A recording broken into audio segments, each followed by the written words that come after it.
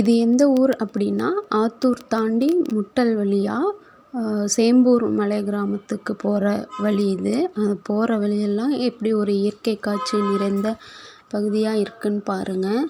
இது பெரும்பாலும் அந்த இடத்துல வசிக்கிறவங்களுக்கு மட்டும்தான் தெரியும் இந்த பக்கம் இவ்வளோ ஊர் இருக்குது அப்படின்னு.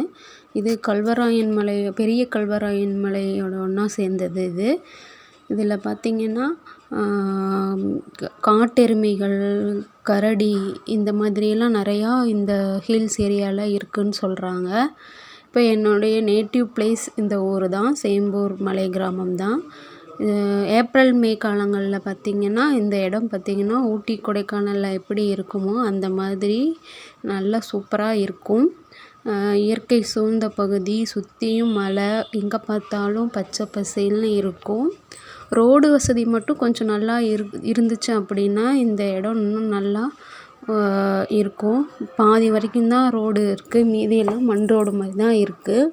ரோடு வசதி நல்லா இருந்துச்சுன்னா ரொம்ப சூப்பரான பிளேஸாக இது இருக்கும்.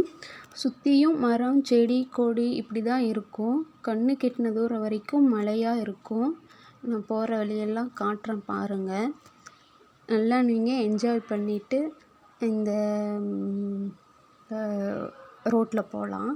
நல்லா கண்ணுக்கு குளிர்ச்சியாக தான் இருக்கும். இயற்கையை விரும்புகிறீங்கன்னா கட்டாயம் இது ரொம்ப பிடிக்கும் உங்களுக்கு.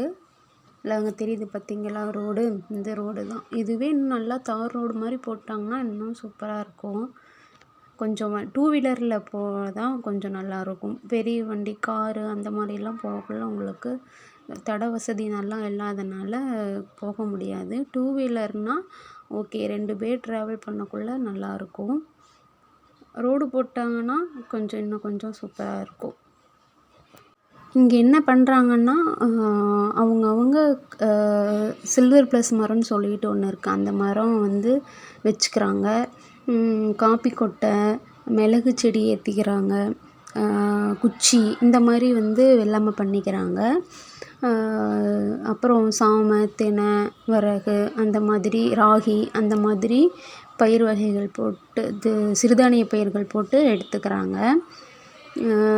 அவங்களோட தேவைக்கு அவங்க எடுத்துக்கிறாங்க. ஏதோ ஒரு அத்தியாவசிய செலவு பண்ணணும், பிடிக்கணும் அப்படின்னா ஆத்தூருக்கு தான் வருவாங்க. இல்லைன்னா அவங்க கருமந்துறை பக்கம். கருமந்துறை, ஆத்தூர் பார்த்திங்கன்னா ஒரு 3/4 மணி நேரம், ஒரு அரை மணி நேரம் ட்ராவல்லே வந்துடலாம் இந்த முட்டல் வழியாக வரக்குள்ள. கருமந்துறை பார்த்திங்கன்னா ஒரு 1-1.5 மணி நேரம் ஆகும். 2 ஏரியாவே நல்லா தான் இருக்கும். ஹில்ஸ் ஏரியா தான் ஃபுல்லாகவே. கருமந்துறை, கல்வராயன் மலை அப்படின்னு எடுத்துக்கிட்டிங்கனாவே கள்ளக்குறிச்சியிலேருந்து இது வரைக்கும் ஃபுல்லாகவே ஹில்ஸ் ஏரியா தான். கருமந்துறையும் சூப்பராக இருக்கும். அந்த வாழப்பாடி, பேலூர் ரோட்டில் போனீங்கன்னா கருமந்துறை அந்த ஏரியாவும் சூப்பராக இருக்கும். அதுலேயும் ட்ராவல் பண்ணி பாருங்கள், இன்னும் நல்லாயிருக்கும். என்னென்னா அந்த ரோடு வசதி தான் மெயின். மலை கிராமங்கள் போகிறதுக்கு ஒன்றும் பெரிய பிரச்சனை கிடையாது. ரோடு மட்டும் நல்லா இருந்துச்சு அப்படின்னா எந்த ஒரு பயமும் இல்லாத போய்க்கலாம். கரண்ட்டு வசதி எல்லாமே இப்போ இருக்குது. ஃபஸ்ட்டு ஆரம்ப காலகட்டத்தில் பார்த்திங்கன்னா கரண்ட் வசதி கூட இல்லாதான் இருந்தது. எங்கள் தாத்தா, பாட்டி அவங்கெல்லாம் இருக்கக்குள்ளே பார்த்திங்கன்னா நடந்தே தான் ஆத்தூர் வருவாங்க. இப்போ எல்லாம் டூ வீலரில் அதிகமாக வர ஆரம்பிச்சிட்டாங்க.